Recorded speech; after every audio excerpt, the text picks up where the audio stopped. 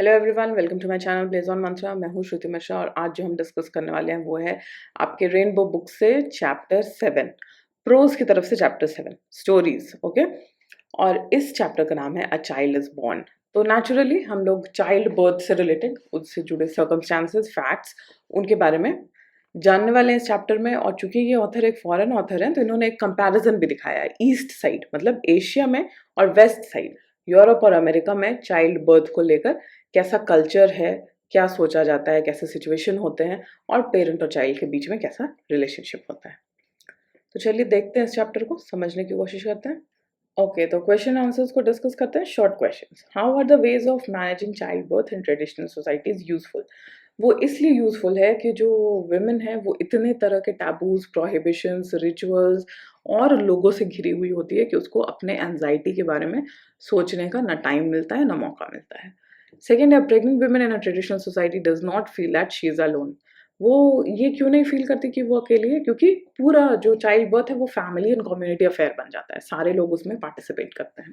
Third है, what is the superstition associated with acquiring new clothes and instruments for baby before the birth? तो बच्चे के लिए एक जन्म लेने वाला, जो भी बच्चे ने जन्म लिया नहीं है, लेने वाला है, वैसे बच्चे के लिए पहले से सारी चीज़ें नहीं खरीदते हैं, क्योंकि ये माना जाता है कि उससे बच्चे की डेथ हो जाएगी, जल्दी डेथ हो जाएगी, या वो जिंदा जन्म नहीं लेगा। In our anxiety to avoid death we may have destroyed the significance of the experience. What is the experience the writer refers to? यहाँ पे किस एक्सपीरियंस की राइटर बात कर रहे हैं? राइटर बोल रहे हैं कि हॉस्पिटल्स को हमने इतना इंपॉर्टेंट बना लिया है prenatal death mortality rate को कम करने के लिए, कि हमारा जो इंडिविजुअल ह्यूमन चॉइस है, जो फ्रीडम है, उसको हम लोग भूल गए हैं। जो ह्यूमन बींग्स के लिए सबसे इंपॉर्टेंट है वो उसी एक्सपीरियंस को हम लोग भूल गए हैं। क्वेश्चन फिफ्थ है, what is the truism of anthropology that the writer talks about? ऐसा कौन सा ट्रूथ है ह्यूमन सोसाइटी के बारे में जिसके बारे में राइटर ने यहाँ पर बात की है पिछले पैराग्राफ्स में? तो राइटर ने बताया है कि किस तरह से एक ट्रेडिशनल सोसाइटी में a girl leaves her parents house शादी के बाद, और वो अपने हस्बैंड के फैमिली के साथ में रहने चली जाती है, जहाँ पर she is not welcomed, people do not mingle with her, जब तक उसका खुद का एक बच्चा ना पैदा हो जाए। और हस्बैंड वाइफ का जो रिलेशनशिप है वो सिर्फ एक दिखावा होता है, या सिर्फ एक ऑब्लिगेशन होता है जिसको करना ज़रूरी है, इसीलिए लोग करते हैं। What compels women to withdraw into silent opposition in international fora? ऐसा क्या होता है इंटरनेशनल फोरम पे कि जो वुमेन वहाँ पार्टिसिपेट करती हैं वो चुप हो जाती हैं, क्योंकि उनकी बात को, जो ट्रेडिशनल सोसाइटी से वुमेन जाती हैं, उनकी बात को सुनने के लिए कोई तैयार नहीं है। उनकी लाइफ सिचुएशन के बारे में ही उनसे कोई नहीं पूछता, उल्टा उनको सिर्फ सलाह, मशवरा, एडवाइस और लेक्चर्स दिए जाते हैं कि कैसे बेटर लाइफ लीड करना चाहिए। Why had Sudanese women's officials stopped going to the international conference? Yes, same reason. जो सिक्स्थ का आंसर है वही आंसर सेवेंथ का भी है। Okay, now we come to paragraph number 6। अब इसके बाद ये ऐसे उसी ट्रेडिशनल सोसाइटी की ही कहानी कंटिन्यू हो रही है, जहाँ पर ऑथर हमें बता रही है कि एक वुमेन जो अपने फैमिली रिलेटिव्स को खुश करने के लिए, उनको सेटिस्फाई करने के लिए एक बच्चा पैदा करती है, वो पूरे टाइम ये एंशियस रहती है देखने के लिए, उसका देखने का ये मन होता है कि उसके अचीवमेंट को कैसे ये लोग सेलिब्रेट करते हैं। Among the few first-person accounts of how this works in practice is the one from a young Shaliti woman. तो एक वुमेन का स्टोरी यहाँ पर ऑथर ने बताया है जो कि इस तरह के ट्रेडिशनल फैमिली से बिलोंग करती है। तो वो औरत अपनी कहानी बता रही है। If a girl is lucky and her parents are alive, she goes to her mother's house for the last few months of a pregnancy and about the first 3 months of the baby's life. तो वो अपने culture के बारे में बता रही है एक वुमेन, और कहती है कि अगर वुमेन, जो लड़की जिसकी शादी हुई है, वो अगर लकी है और उसके पेरेंट्स जिंदा हैं, तो वो प्रेगनेंसी के कुछ लास्ट फ्यू मंथ्स अपने पेरेंट्स के घर चले जाती है, और बच्चा भी वहीं पैदा होता है, और बच्चा जब तक 3 महीने का ना हो जाए तब तक वो लोग वहीं रहते हैं। There she gets a lot of love and care. ठीक है, वहाँ पे ऑब्वियसली उसके अपने पेरेंट्स हैं तो उसे बहुत केयर और प्यार मिलता है। She is asked what would you like to eat, क्या चाहती हो खाना, कैसे रहना चाहती हो, क्या करना चाहती हो, सब कुछ उससे पूछा जाता है।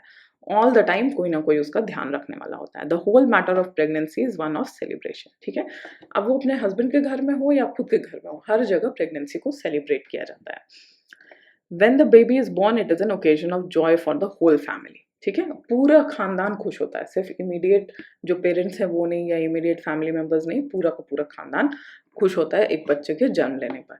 द नेमिंग सर्फ, उसके बाद नेमिंग सेरेमनी होता है, बच्चे का नाम रखा जाता है। It is held when the boy is 7 days old. ठीक है।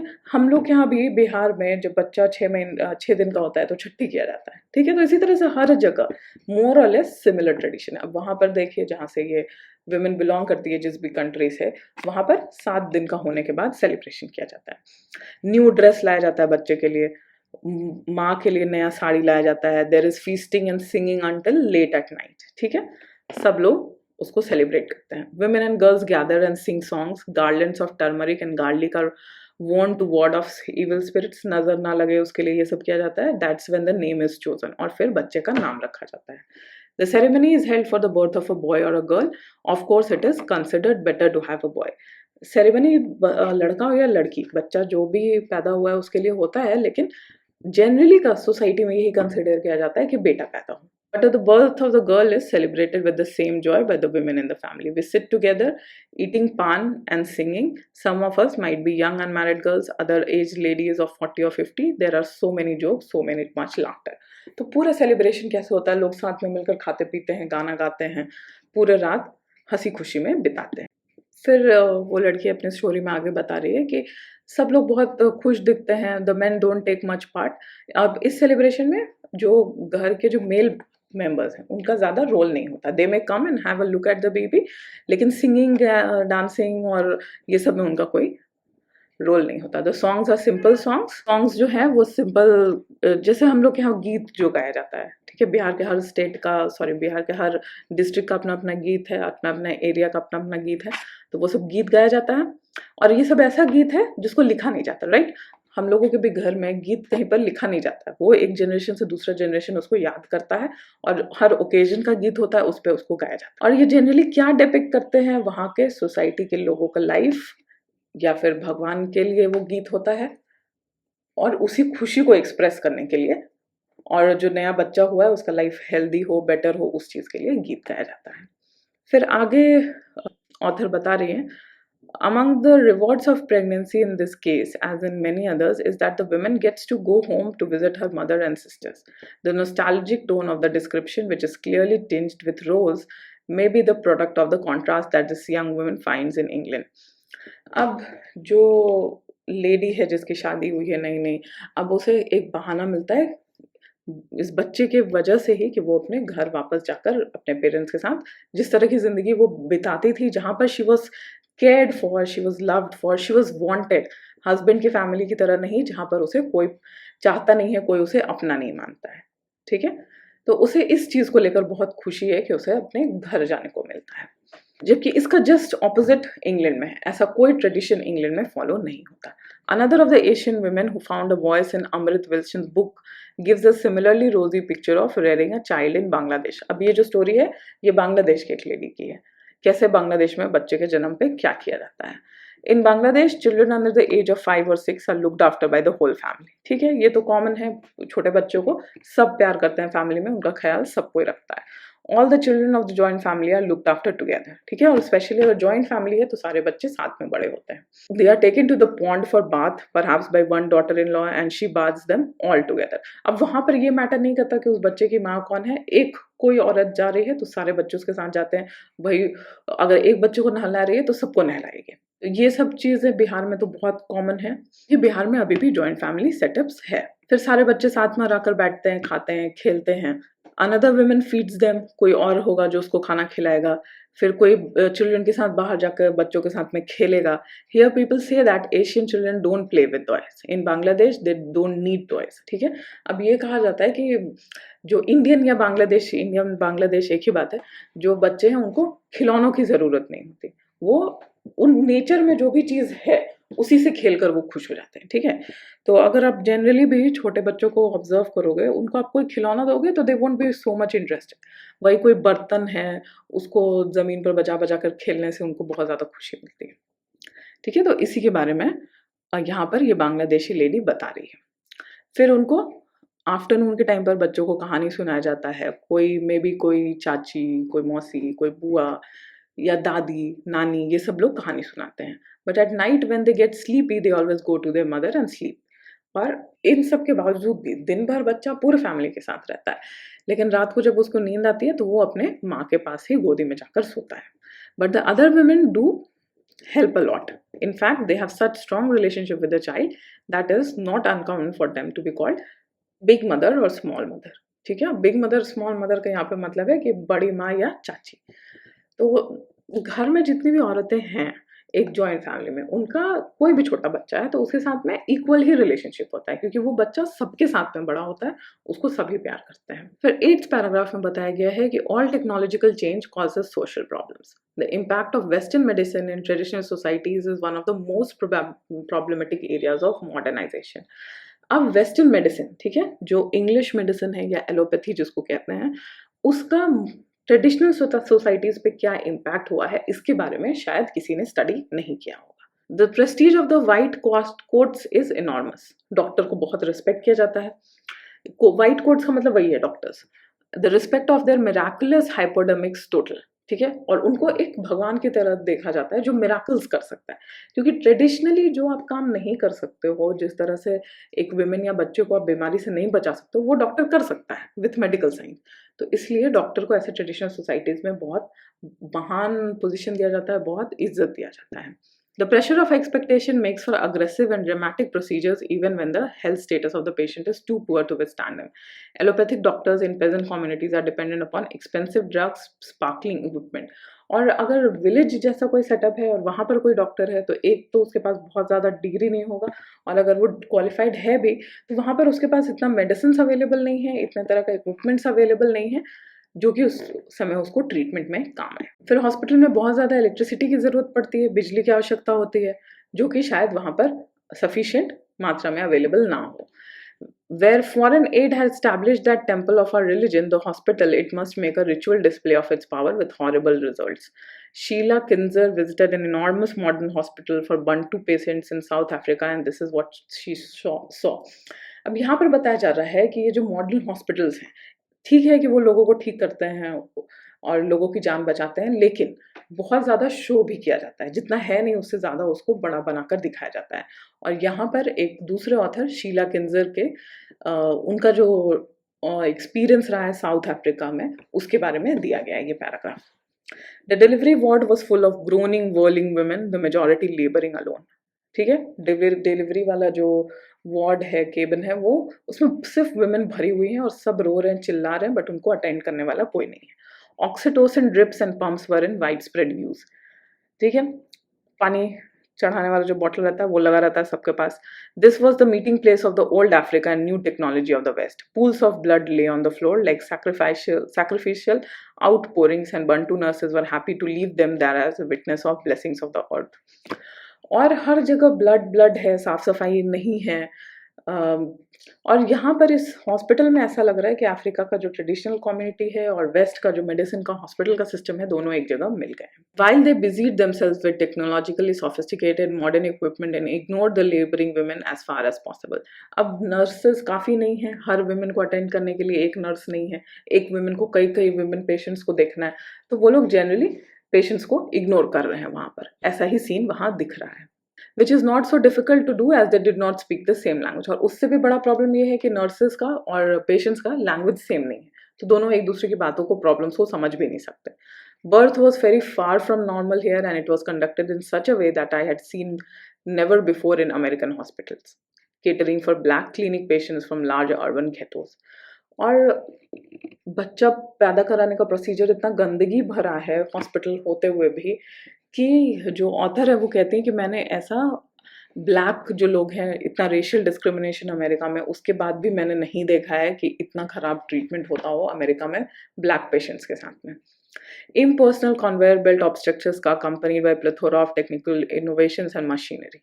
ठीक है, सारे मशीन्स लगे हुए हैं बट उनका कोई फायदा नहीं है। वुमेन जो रो रही हैं, चिल्ला रही हैं, जिनको दर्द हो रहा है, उनके लिए केयर करने वाला कोई नहीं है, क्योंकि डॉक्टर जो है वो अलग कल्चर से बिलोंग करता है, जो नर्सेज हैं वो अलग कल्चर से बिलोंग करती हैं, और जो पेशेंट्स हैं उनका कल्चर कम्प्लीटली डिफरेंट है। 9th पैराग्राफ में, if we turn birth from a climatic personal experience into a personal disaster, it matters little that the result is more likely to be a live child.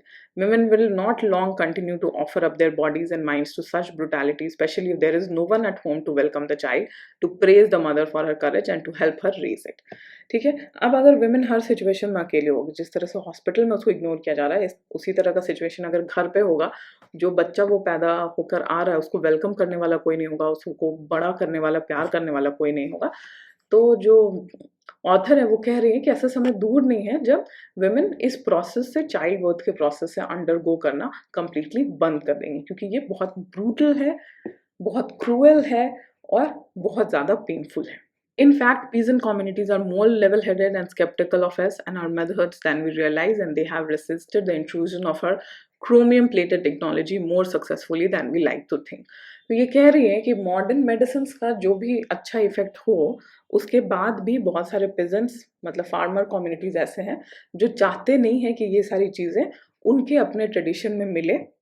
Chromium technology का मतलब है कि जितने भी medical equipment steel के जो use होते हैं वो कैसे शाइनी सिल्वर होते हैं, वो सारी चीज़ें वो अपने कम्युनिटी के ट्रेडिशंस में, रिचुअल्स में आने नहीं देना चाहते हैं। They know that death attends too frequently in the traditional birth place, but they also know that there are worse fates than death. ठीक है, सिर्फ डेथ होना ही बुरा नहीं है। अगर कोई जिंदा बच गया बट उसको कोई पालने वाला नहीं है, उसको कोई देखने वाला नहीं है, उसको कोई प्यार करने वाला नहीं है, तो वो एक चाइल्ड बर्थ के डेथ से और भी ज़्यादा बुरा है। Nevertheless, all this stops our technology from reaching into every heart and hovel is poverty. The cultural hegemony of Western technology is total.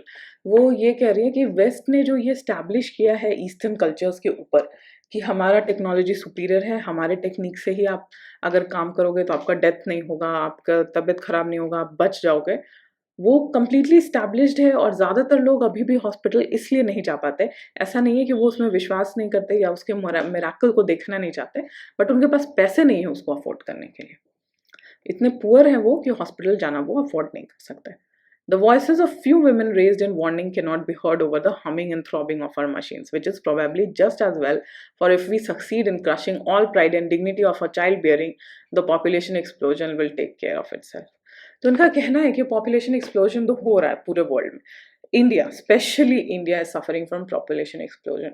अभी right now we are the most populous country in the world.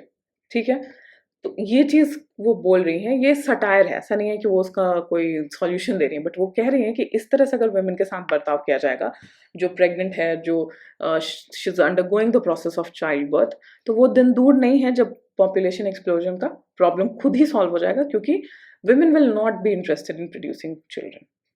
ठीक है, जब children का कोई take care करने का किसी के पास टाइम नहीं होगा, किसी के पास उस बच्चे को प्यार करने का टाइम नहीं होगा, उसको बड़े करने का टाइम नहीं होगा, तो people will not indulge in producing more and more children. And now actually this is happening in all over the world. China is facing population decline. Japan is facing aging population. Most of the European nations are facing aging populations, जहाँ पर अब actually में people को पैसा offer किया जा रहा है कि आप आओ हमारे country में settle हो and help us make our population rich and young. ठीक है, क्योंकि young लोग नहीं होंगे तो economy में कोई काम करने वाला नहीं होगा, और अगर young लोग नहीं होंगे तो economy will die, the nation will die. Population ही नहीं होगा, human resource is the biggest resource. अगर पॉपुलेशन नहीं होगा तो वो इकोनॉमी कभी भी फ्लरिश नहीं कर सकता है। ठीक है, तो यहाँ पर सॉल्यूशन यही है जो इस चैप्टर से निकल कर आता है। ट्रेडिशनल कम्युनिटीज जिस वेज को फॉलो करती हैं, जिस तरह से चाइल्ड बर्थ को सेलिब्रेट करती हैं, वुमेन को हेल्प करती हैं, एवरीथिंग इज फाइन। साथ में मेडिकल टेक्नोलॉजी का भी होना ज़रूरी है, बट जो मेडिकल टेक्नोलॉजी है जो है वो ऐसा इग्नोरिंग नहीं होना चाहिए, इनडिफरेंट नहीं होना चाहिए लोगों के प्रॉब्लम्स की तरफ। अगर कोई आपके हॉस्पिटल में आ रहा है तो being a doctor it is your responsibility कि आप उसकी केयर अच्छे से करो। चैप्टर के हिसाब से अगर ये सारे प्रिकॉशंस अगर नहीं लिए जाते हैं सोसाइटी में, ईस्टर्न सोसाइटी हो या वेस्टर्न सोसाइटी हो, तो उसका जो इम्पैक्ट होगा वो बहुत कैटास्ट्रॉफिक होगा, और वो बहुत कैटास्ट्रॉफिक इम्पैक्ट अभी हम लोग पूरे वर्ल्ड में देख रहे हैं। अफ्रीका और इंडिया को छोड़कर आपको शायद ही कहीं पर ऐसा नेशन मिलेगा जहाँ पर जो पॉपुलेशन ग्रोथ रेट है वो पॉजिटिव हो। इंडिया में भी population growth rate has started declining, but अभी भी इतना प्रॉब्लम नहीं है, because still people are very willing to produce more and more kids. और उसका ये भी एक साइड ऑफ द स्टोरी है, क्योंकि हमारे यहाँ जो कम्युनिटी है, जो फैमिली स्ट्रक्चर है, वो अभी भी जिंदा है, और we are still taking ourselves to hospital, या हम लोग अभी भी हॉस्पिटल्स के हेल्प से मदद ले रहे हैं मोर्टालिटी रेट को कम करने में, बट वहीं फैमिली का जो सेटअप है वो भी इंटैक्ट है। ठीक है, नाउ एक और set of true and false. Sylheti women may not visit her mother's house during pregnancy. ये ट्रू है, ये फॉल्स है? ये फॉल्स है। For Sylheti women the whole matter of pregnancy is one of celebration. ये ट्रू है, सब कुछ about the pregnancy is celebration. Garlands of turmeric and garlic are worn to please gods. नहीं, ये गॉड्स को खुश करने के लिए नहीं है, बुरी नजर से बचाने के लिए। तो ये थर्ड जो है वो फॉल्स है। Fourth, the songs they sing are about the lives of women in Bengal. True. Fifth है, visiting mother's house is one of the rewards of pregnancy. ये भी ट्रू है, इसीलिए लोग प्रेगनेंसी को लेकर खुश होते हैं ट्रेडिशनल सोसाइटीज में। In Bangladesh Rupkatha is kind of sweet dish. नहीं, रूपकथा का मतलब फेरी टेल्स है। तो सिक्स जो है वो फॉल्स है। All technological changes cause social developments. जरूरी नहीं है टेक्नोलॉजिकल चेंजेस की वजह से सोशल डेवलपमेंट हो, ऐसा कुछ हद तक होता है बट नॉट 100%। तो सेवेंथ जो है वो भी फॉल्स है। Eighth, child birth in modern hospitals is more brutal. ये ट्रू है, क्योंकि वहां पर कोई किसी की प्रॉब्लम्स को समझने वाला, देखने वाला नहीं होता है। B2.2, complete the following sentences. The potential that are alive in the memory of our community. इसका क्या आंसर है? ये सारी चीजें आपको सेंटेंस से, इसको जो सेंटेंस दिए गए हैं उनको चैप्टर से पूरा करना है। तो यहाँ पर ए में जो आंसर होगा वो होगा the potential, catastrophe and approach are alive in the memory of our community. B होगा she will have other dash for many of the rituals dash of pregnancy involve the participation of other who should support her. तो B का answer है, first blank में होगा reinforcement, second blank में होगा observations. सी है, in dash societies except for remarkable accident birth is always attended. Non technocratic society. ठीक है। D में the description provided by the amnesty for women of typical Muslim marriage was no more than a coarse dash. D का answer होगा ethnocentric libel। ये आपके chapter से directly related नहीं है, ठीक है, तो डी को आप स्किप भी कर सकते हो। In many traditional societies in Africa and India the biological families deliberately weakened by enforced abstinence और एक्चुअल सेपरेशन ऑफ पेरेंट्स। ठीक है, इसके बाद हम लोग क्वेश्चन आंसर्स पे आते हैं। Where do Silheti women go to stay during the last stage of pregnancy? तो वो अपने पेरेंट्स के घर पर रहने के लिए जाती है। Second question, what is the reward for pregnancy for a young Sylheti women? वो यही है कि उसे अपने पेरेंट्स के घर जाकर उनके साथ रहने का मौका मिलता है। How are children of the joint family in Bangladesh looked after? तो स्मॉल चिल्ड्रन जॉइंट फैमिली में सब उनका ख्याल रखते हैं, जितने भी वुमेन है सब ख्याल रखते हैं, और सब चिल्ड्रन, जितने भी चिल्ड्रन होते हैं एक फैमिली के अंदर, सब साथ में बड़े होते हैं। What is the worst impact of western societies in traditional societies? तो वर्स्ट इम्पैक्ट ये है कि डॉक्टर्स जो है वो एरोगेंट है, मेडिसिन इनएक्सपेंसिव है, नर्सेज का बिहेवियर इनडिफरेंट है, और लोग एक दूसरे की लैंग्वेज को नहीं समझते हैं, जिसकी वजह से ये इनडिफरेंस और ज़्यादा बढ़ जाता है। तो हॉस्पिटल जो एक केयर करने का प्लेस होना चाहिए वो और ज़्यादा क्रूएलिटी और ब्रुटैलिटी का प्लेस बन जाता है। क्वेश्चन नंबर 5 है, what is the immediate impact of poverty in medical field? Poverty का यही इम्पैक्ट है कि लोग मेडिकल फील्ड को एक्सेस नहीं कर पाते, उनके पास इतना पैसा नहीं है कि वो डॉक्टर्स, हॉस्पिटल, इन सारी चीज़ों को अफोर्ड कर पाए।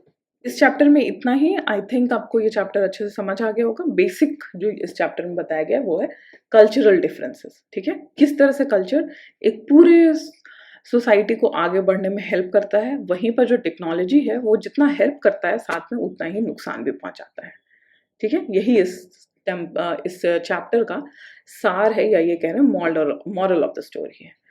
तो अगर आपको ये चैप्टर, ये वीडियो समझ आता है, अच्छा लगता है, तो प्लीज़ आप इस वीडियो को लाइक करिए, अपने फ्रेंड्स के साथ में इसको शेयर भी करिए, ताकि आपके साथ बाकी आपके जो फ्रेंड्स हैं वो भी पढ़ाई कर सके अच्छे से एग्जाम के प्रिपरेशन करिए, और हमारे चैनल को सब्सक्राइब करना ना भूलें।